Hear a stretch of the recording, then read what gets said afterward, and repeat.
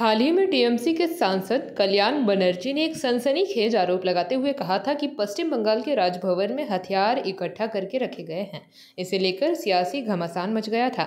आज इस मुद्दे पर आसनसोल दक्षिण के विधायक अग्निमित्रा पॉल ने अपनी बात रखी।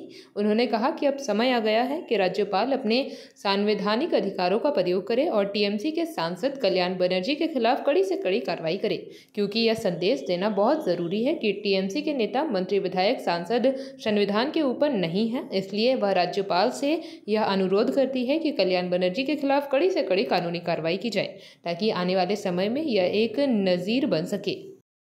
দেখুন, তৃণমূল বোধহয় জানে না যে কোনো সাংবিধানিক পদের অমর্যাদা করা যায় না।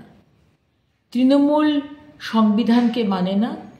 তৃণমূলের সুপ্রিমো মুখ্যমন্ত্রী মমতা বন্দ্যোপাধ্যায় সংবিধানকে মানেন না এবং তৃণমূলের সাংসদরা এই কল্যাণ ব্যানার্জির মতো তারা সংবিধানকে মর্যাদা দেন না।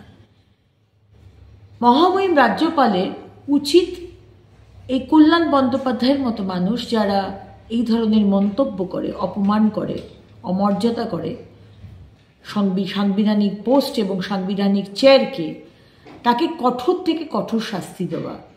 এই মেসেজটা যাওয়া দরকার তৃণমূলকে যে আপনারা আইনের ঊর্ধ্বে নন, আপনারা সংবিধানের ঊর্ধ্বে নন এবং আপনারা কিন্তু শেষ কথা বলবেন না।